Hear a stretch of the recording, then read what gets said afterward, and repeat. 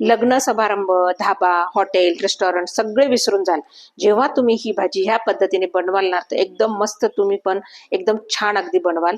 तर मी यामध्ये एक ट्रेक पण वापरलेली आहे, एकदम वेगळ्या पद्धतीने केलेली आहे. तुम्ही ही पद्धत वापरली ना तर नेहमी नेहमी हीच पद्धत वापराल. चला तर आधी साधी सोपी मशरूमची भाजी कशी बनवायची ते बघणार आहोत. मी सुनीता, स्वादिष्ट रसोई बाय किचन या चॅनलमध्ये मी तुमचे स्वागत करते आहे. हिवाळ्यात येणारी एकदम मुलांना आवडणारी नॉनव्हेज पण ह्यापुढे पिके पडेल इतकी स्वादिष्ट मशरूम बनवायला सुरुवात करूया. एकदम चटकदार मसालेदार मशरूम बनवण्यासाठी मी इथे 200 ग्रॅम मशरूम घेतलेले आहे. मार्केटमध्ये इझिली मिळतात. हिवाळ्याची खास भाजी एकदम सिंपल पद्धतीने आपण बनवणार आहोत. खाऊन एकदम मन तृप्त होणार आहे. तुम्ही पण ही भाजी ह्या पद्धतीने जर केली ना तर तुमची वाहवा झाल्याशिवाय राहणार नाही. तर बघा एकदम मीडियम साईजचे बनलेले आहे बघा. आणि आजकाल खूप स्वच्छ पण मिळतात, तर त्यावर काही एवढी घाण पण नसते आणि नुसते 4 ते 5 पाण्याने जरी स्वच्छ केलं ना तरी चालेल.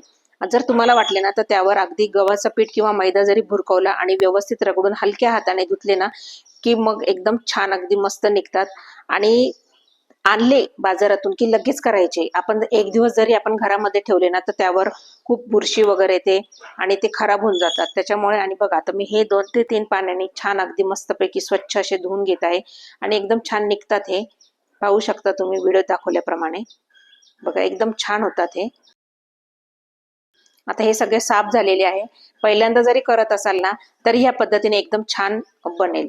आता याच्या मागचे जे देठ आहे ना हे थोडे थोडे कट करून घ्यायचे आहे, कारण आहे ना ते थोडेसे कडक असतात. नंतर त्याचे 4 भाग करायचे आहे. मोठे पीस असेल तर 2 भाग करायचे. मला हे मशरूम कट करायला फार मजा वाटते, छान वाटते. चला तर आता आपण मशरूम एकदम छान मॅरिनेशन करण्यासाठी तयार करूया. आता इथे मी हे सगळे असे छान मस्त कट करून घेणार आहे. पहा मोठे आहेत त्यामुळे मी त्याचे 4 भाग केलेले आहे. तुम्ही तुमच्या आवडीप्रमाणे पण करू शकतात. बघा आता हे सगळे मशरूम आपल्याला कट झालेले आहे, पाहू शकता तुम्ही. आणि एकदम छान वाटतात, हातात पण घ्यायला खूप मजा येते. बघा आता आपल्याला मॅरिनेशन करायचं आहे, तर त्यामध्ये मी 3 ते 4 चमचे दही घेतलेलं आहे.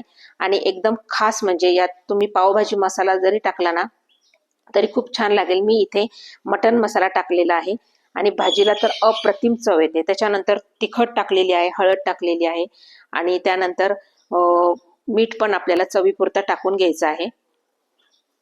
पहा आणि इथे मी अद्रक लसूण हिरव्या मिरच्यांची पेस्ट देखील टाकलेली आहे. इथे तुम्ही दह्याचा वापर जरूर करा, कारण याने बाइंडिंग पण छान येते आणि दहीमुळे खूपच छान टेस्ट येते. छान अगदी कोथिंबीर वगैरे मस्त घालून छान असं मिक्स करून घेऊया. बघा आता हे छान अगदी मिक्स करून झालेलं आहे. आता इथे मी चमच्यानेच मिक्स करत आहे. तुम्हाला जर हाताचा वापर करायचा तर तुम्ही हाताचा वापर देखील करू शकता.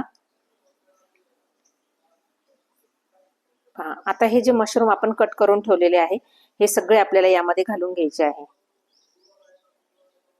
पहा एकदम मस्तपैकी असे छान मिक्स करायचे आहे. म्हणजे हे जे दह्याचं मॅरिनेशन आहे हे सगळे मशरूमला आपलं लागलं पाहिजे. खूप सुंदर मसालेदार आणि एकदम चटकदार भाजी होते. या पद्धतीने जर तुम्ही कराल ना तर सारखी सारखी ह्याच पद्धतीने कराल. आता हे बाजूला ठेवून द्यायचं आहे आपल्याला. आणि मग इथे एक कढई घ्यायची आहे आणि त्यामध्ये तेल घालायचं आहे. तेल छान तापलं की त्यामध्ये मोहरी घालायची आहे. त्यानंतर जिरं घालायचं आहे आपल्याला.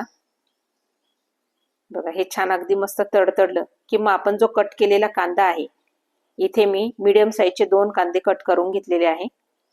तुम्हाला उभा कट करायचा तर तुम्ही उभा देखील कट करू शकता, पण मी इथे बारीक बारीकच कट केलेला आहे. आणि यावर आपल्याला फक्त कांदा जो आहे अगदी ट्रान्सपरंट होईपर्यंतच आपल्याला हा छान मस्तपैकी परतवून घ्यायचा आहे. बघा एकदम छान अगदी थोडासा बदामी कलर देखील आलेला आहे कांद्याला. आता यामध्ये आपण टोमॅटो जो आहे हा पण मी एक टोमॅटो कट करून घेतलेला होता आणि थोडी कोथिंबीर ही आपल्याला छान अगदी कांद्याबरोबर व्यवस्थित अशी छान परतवून घ्यायची आहे. बघा एकदम मस्त होते बरं का ही भाजी. एकदा तुम्ही नक्की करून बघा या पद्धतीने. आता यामध्ये आपल्याला चवीनुसार मीठ घालून घ्यायचं आहे. आणि लक्षात ठेवायचं आपण मशरूम मॅरिनेशन करताना देखील मीठ घातलेलं होतं, त्यामुळे बेताचंच मीठ घालायचं आहे. आता छान मस्तपैकी वाफ काढून घ्यायची आहे, म्हणजे कांदा टोमॅटो एकदम स्मॅश होतो. पहा या प्रकारे तुम्ही कुकरमध्ये देखील ही भाजी करू शकता, पण मला ही अशीच केलेली आवडते. आता यामध्ये हळद घालून घ्यायची आहे, त्याच्यानंतर धणेपूड घालून घ्यायची आहे, तिखट घालून घ्यायची आहे. पहा एकदम मस्त. आणि यामध्ये आता मी मटन मसाला वापरलेला आहे. तुम्हाला पाहिजे असेल तर किचन किंग पण वापरू शकता किंवा पावभाजी मसाला पण वापरू शकता. तर यामध्ये थोडंसं पाणी घालून आपल्याला हे सगळं व्यवस्थित मिक्स करून घ्यायचं आहे, कारण कांदा टोमॅटो व्यवस्थित छान असा शिजला पाहिजे.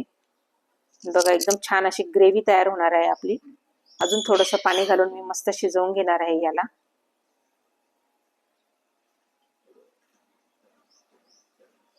बघा एकदम छान आपली ही भाजी तयार होणार आहे. बघा किती छान अगदी तेल पण सुटलेलं आहे ग्रेव्हीला.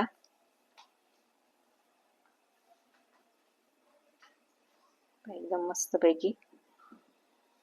आता यामध्ये उरलेला जो मटन मसाला आहे मी सांगितल्याप्रमाणे हा टाकून घ्यायचा आहे. आणि अगदी भन्नाट भाजी लागते. तुम्ही धाबा रेस्टॉरंट सुद्धा विसरून जाल, इतकी सुंदर भाजी होते. आता यामध्ये आपण मॅरिनेशन केलेले जे मशरूम आहेत ते आपल्याला याच्यामध्ये घालून घ्यायचे आहे. पूर्ण मसाला घ्यायचा आहे, अजिबात वाया घालवायचा नाहीये. अगदी बघूनच अगदी तोंडाला पाणी सुटतं, इतकी छान होते ही भाजी.